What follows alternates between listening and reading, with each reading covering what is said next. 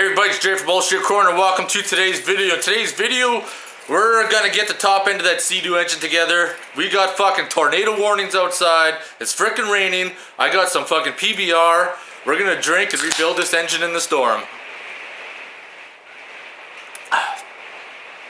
Listen to that rain. Storm is coming. The storm is coming and we're gonna be rebuilding.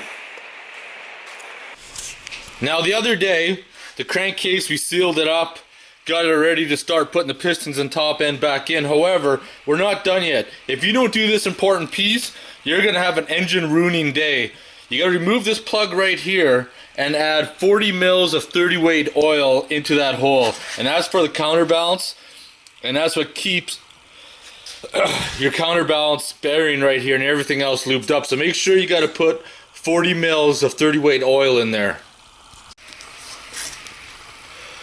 Oh yeah, injecting the engine with fucking heroin. Make sure you don't lose that copper washer and put her back into place. Tighten her down and we'll be good. Never be afraid to print off some sheets. I print off lots of paperwork on the engine, so when I'm re-fucking building it, I don't make any mistakes. There's no shame in printing off the instructions. You'd rather do it once and then pretend that you fucking did it right, put it together and it blows up. Just fucking print it off. Don't be a fucking pussy. Don't be afraid to get help. Now let's continue with this. It's pissing me off.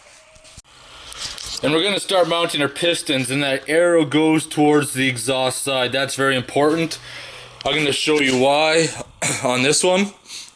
That's the gap where your piston ring is, right there and right there. And when you put the arrow to the exhaust side, you can see the one gap there and then the other gap there, right? So if you put your piston in backwards, that gap is actually going to hit that opening and that's going to destroy your frickin' engine. Or if you flip the block down, that gap, those piston ring gaps are going to go on this side and on that side. And they're not going to catch. Trust me, I've seen it happen before where people install the pistons backwards and then it'll run for about 3 seconds, then she'll seize up and your ring is going to be fucking piled up in the hole, so don't fuck that up. I like to lubricate the bearing up first. I'm going with these ones. It's a solid piece, and put one clip on the inside of the piston. Makes it a little bit easier. I'm going to insert this. We're going to run a rod through, put the piston in place, and yada yada yada. I like to use these angled ones to put the piston. There we go. Didn't quite get the clip in. It's kind of hard to do with one hand, so I gotta turn the freaking camera off and do it properly. Next part is to put the rings on, and you're gonna need this tool right here, and I really shouldn't be doing it with one hand, but just to show. There we go. Put it in place. Make sure your gap is aligned with your pin, because that's going to stop your ring from traveling around. Let's get the other one back in. I already got this one done. Put the other one on. Next step, put the cylinder back on. That's going to be the cocksucking bitch. Alright, now we're ready.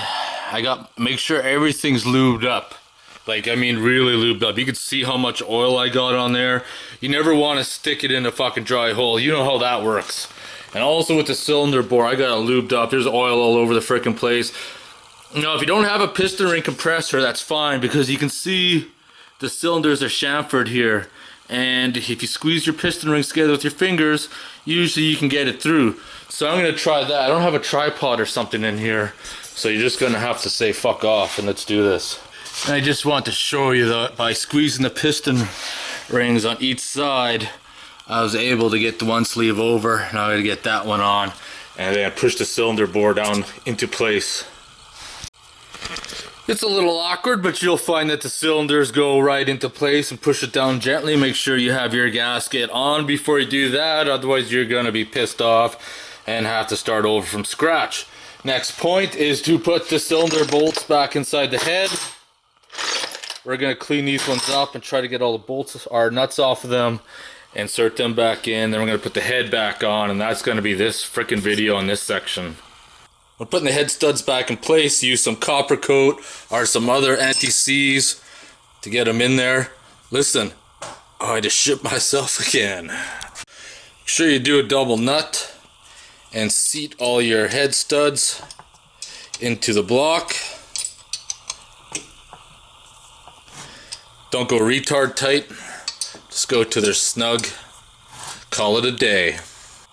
The next tip is that your kit's going to come with 8 O-rings, and those 8 O-rings go on your studs and get pushed down in the hole. So we're just going to put them on top and then use like a small pick to get them into place, and then your head gasket is going to get sandwiched on top of that.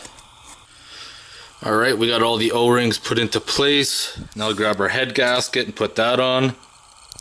Alright, let's look at the head gasket. You got a groove side and then a flat side. Which side goes where?